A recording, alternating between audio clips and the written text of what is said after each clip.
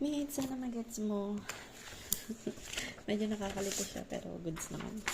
Okay, so yung topic ay single factor analysis of variance. So dito tayo sa may definition niya. The definition, the analysis of variance is used to test hypothesis. Kapag sinabi nating pag sinabi nating test hypothesis, ibig sabihin mini-measure natin yung data kung sinusuportahan niya ba or kung tama lang ba para ma-identify natin kung may significance yung mga data na meron tayo. Kung meron bang significance or meron bang relationship, meron bang significance yung group A and group B. So, itetest natin siya kung meron or wala. And then, test hypothesis about population means rather than population variance. So, ano pinagkaiba ng population means and variance? Kapag means, ibig sabihin, ito yung average ng total value. And then, yung population naman, population variance, ito naman yung measurement ng spreadness or dispersion ng values. Kumbaga, gaano kalaki yung parang interval, yung pagitan ng mga data na meron dito sa table. Ayun, yung means, ito yung total value, yung variance, ito naman yung dispersion, kung gaano ka-spread yung data. And then, ayan, if the groups are random samples from the same population, the two variances within and between are unbiased estimates of the same population variance. So, kumbaga dito sa may analysis of variance, of course, mag-focus tayo sa variance. Meron tayong dalawang type, yung within and yung between. So, gaano kalayo yung variance, gaano kalaki yung variance ng population natin kapag within and then between. And then, ang gagamitin natin dito ay yung F-test. Okay, so meron dito sa table natin, meron tayong group A, group B, group C. Okay, ito yung unang data. Nakikita mo ba? Ito yung unang data. Dito sa first three column, we have X sub 1, yung group A, X sub 2, yung group B, X sub 3, yung group C. So, meron tayong data na nandito. And then, yung nasa baba niya, ito yung sum. Yung sum, yung total nung mga data. Ito, sa X sub 1, sa group A, 12, 18, 16, 8, 6, 12, 10 is equal to 82. So, ganun din dito. I-add lang din natin para makuha si 108. I-add natin si X sub 3 para makuha si 60. So, ngayon, dito sa tatlong natitirang column, ito naman yung mga data na kailangan ay i-square natin kung ano yung meron dito sa nauna. So, kung meron sa group A, meron din tayong group A dito. X sub 1, X sub 1 din dito, pero meron siyang squared. Okay, ibig sabihin, ito yung squared ng group A, group B, and group C.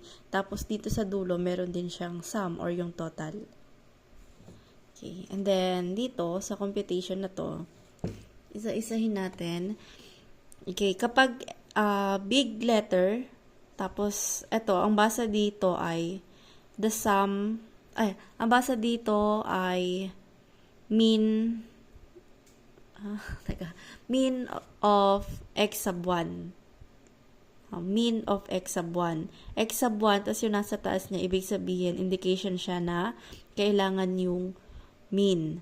So, paano natin makukuha yung mean na 11.71? So, ang gagawin natin ay, ito. Diba i-add natin yung data from group A? Group A, nakuha natin, which is yung 82. And then, ilan ba yung, kumbaga, ilan yung respondents? Bilangin lang natin sa column. 1, 2, 3, 4, 5, 6, 7. So, we have 7. 82 divided by 7 is 11.71. Tayo nga natin isulat.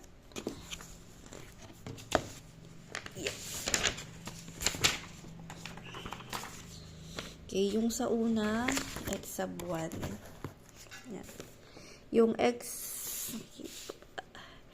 sub 1. Mean of X sub 1. para makuha natin yung mean ng x sub 1, i-add lang natin lahat ng data na meron tayo sa x sub 1. So, sa x sub 1, we have 12 plus 18 plus 16 plus 8 plus 6 plus 12 plus 10 is equal to 82. And ilan yung column natin or yung n? Yung n ay kung ilan yung data. 1, 2, 3, 4, 5, 6, 7. So, ang n natin ay 7. Yung n, ang ibig sabihin niyan ay sample. Kapag malaking n, ang ibig sabihin ay population. Okay, yung n natin for x sub 1 ay 7. So, 82 divided by the 7 is equal to 11.71. So, ito yung value natin for the mean of x sub 1. So, same lang dito sa x sub 2 and x sub 3. Same process. We have 108 divided by 7 is 15.43. And then, 60 divided by 7 is equal to 8.57. So, ano namang ginawa dito sa may part na to? So, ito, ang tawag natin sa ganitong sign, ito, ang tawag natin ay summation. Or, tawag sa simbolo to ay sigma. Sigma. Tawag natin ay summation. So, kung babasahin natin, itong part na yan, ayan, ang basa dito ay summation of x sub 1 plus x sub 2 plus x sub 3 is equal to 250. Yung sense ng summation, ibig sabihin, i-add lang daw natin lahat ng value kung ano yung meron doon sa may close and open parenthesis. Palagi siyang addition. So, ang summation ng x sub 1 plus x sub 2 plus x sub 3 is equal to 250. And then next, what is the summation of x sub 1 squared plus x sub 2 squared plus x sub 3 squared is equal to 3,434. I-add lang natin yung value. Okay, yung etong mga may squared na yan, di ba ito siya, sa may column sa pangalawa na ito. Pero we have 1,068 plus 1,726 plus 640 is equal to 3,434. Or, we can write like this way, summation of x squared is equal to 3,434. Yan. Okay, dito naman tayo sa total, yung T is total of mean para dun sa group A, group B, and group C. Okay, ang gagawin lang natin dito ay i-add natin lahat ng mean. Okay, sa summation 1, sa group A, 11.71 plus summation 2, 15.43 plus summation 3, 8.57 or 53. Yan. Is divided by 3. Kasi we have 1, 2, 3. So, divided by 3 is equal to, yan, is equal to 11.90. So, isulat natin kasi gagamitin natin siya hanggang mamaya. So, the x sub 1 is 11.71. X sub 2, 15.43. X sub 3 is 8.57. And